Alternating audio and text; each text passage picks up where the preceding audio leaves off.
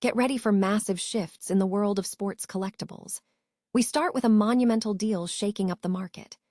FIFA and Fanatics have inked a long-term, exclusive licensing agreement that will see Topps, owned by Fanatics, producing soccer cards, stickers, and trading card games for the World Cup and other FIFA events starting in 2031.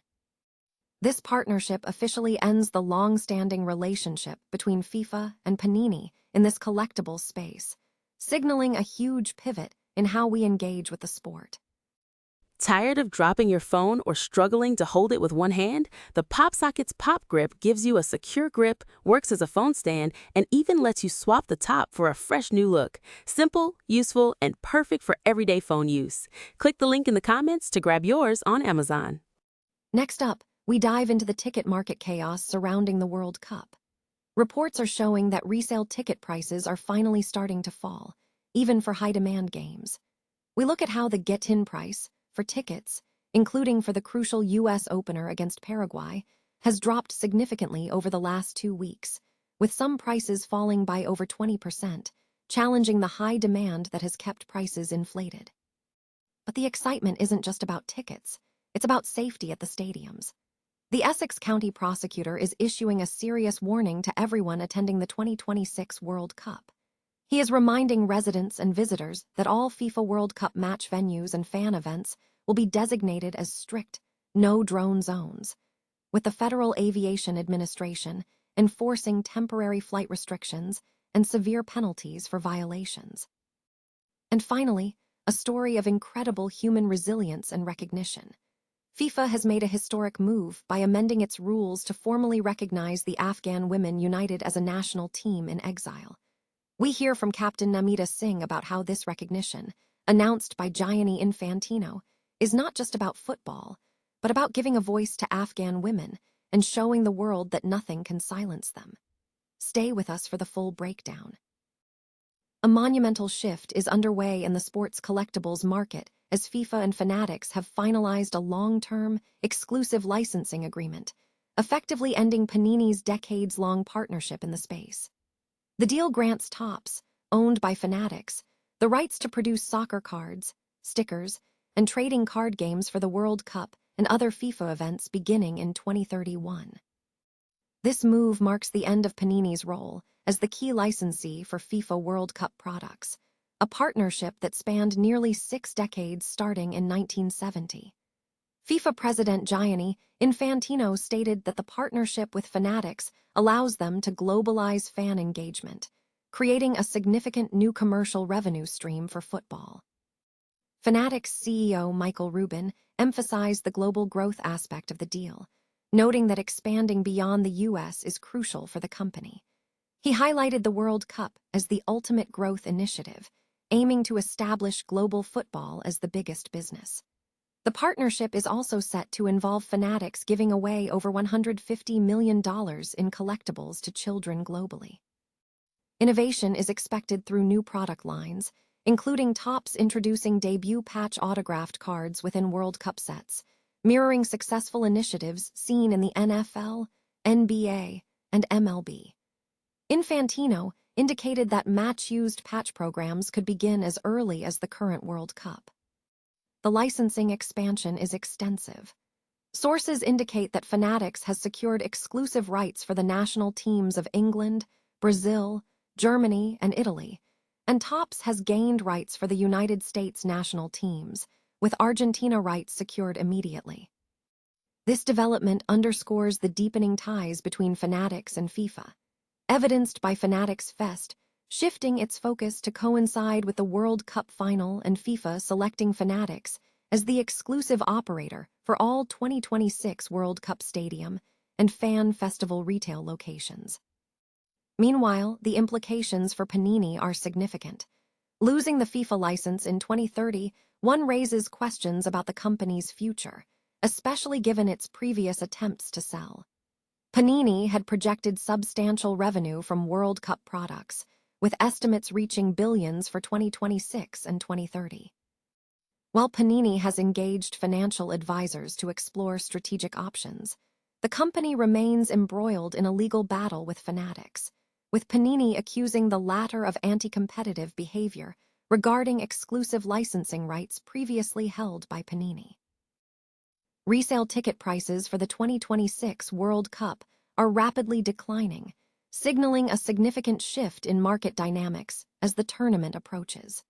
In recent weeks, ticket prices for numerous matches, including the U.S. opener against Paraguay, have dropped below FIFA's official list prices in comparable categories.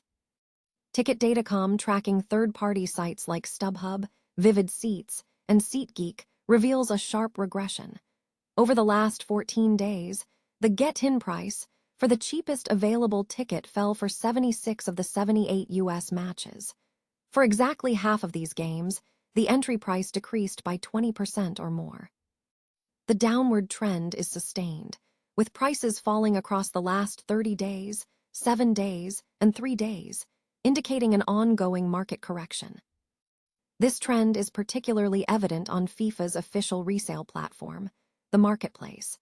As of Wednesday night, 25 of the 52 group stage games in the U.S. showed at least one ticket available on the resale marketplace for less than FIFA's prices, even after accounting for FIFA's 15% add-on fees. In some instances, resale prices were significantly lower. For example, for the U.S. Paraguay opener, Category 1 tickets were listed for $1,323, substantially lower than the primary price of $2,735.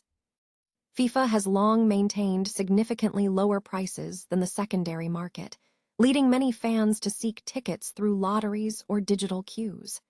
However, the availability of cheaper resale options is complicating FIFA's sales efforts, as tickets are now accessible for less than what FIFA is asking.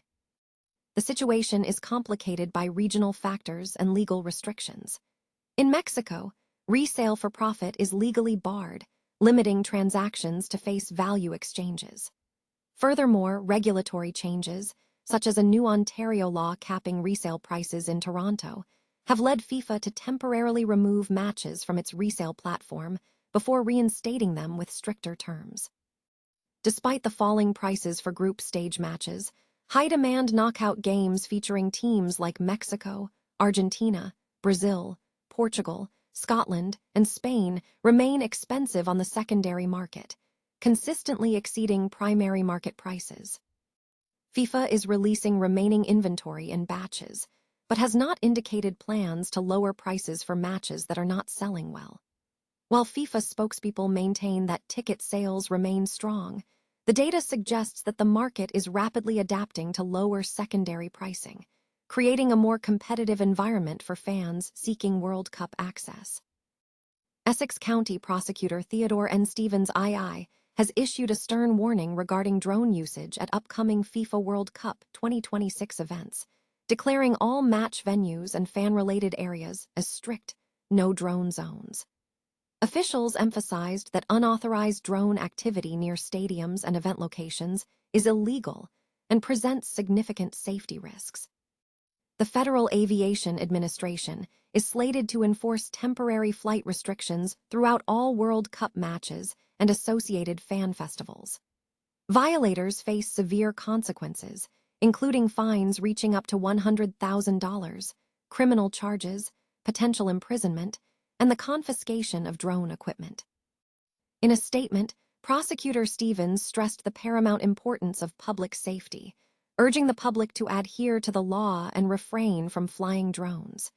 He advised those unable to attend in person to enjoy the events safely from home. Authorities are actively encouraging residents to report any suspicious drone activity to local law enforcement. For emergencies, the public is instructed to call 911 or contact the FBI at 1-800-CALL-FBI. FIFA has amended its regulations to allow a scattered team of exiled Afghan players to compete internationally under the flag of the Afghan Republic, a decision that marks a significant, albeit bittersweet, milestone for the women's football team. The announcement follows years of lobbying by players, activists, and human rights groups, and builds upon a pilot program initiated in 2025 for displaced athletes. Namita Singh spoke with the captain of Afghan Women United, Fatima Haydari, who described the news as a moment of profound vindication. Haydari shared that the announcement by FIFA chief Gianni Infantino on April 29th brought an outpouring of emotion among the players, with Haydari stating, "When he told us, we were all crying from afar." For Haydari, this recognition is more than just sporting validation. It is a symbol of survival and existence. She reflected on her journey, recalling how football was once a dream in Afghanistan, where training was often clandestine due to societal restrictions. She recounted her childhood aspiration to play football and the struggle to find opportunities for girls in a conservative environment.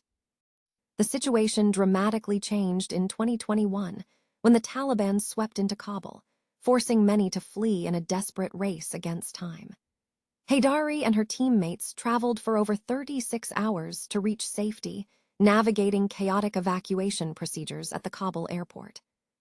Crucially, the previous structural barrier preventing the team's recognition was the requirement for support from the Afghanistan Football Federation, which the Taliban regime did not support for women's football.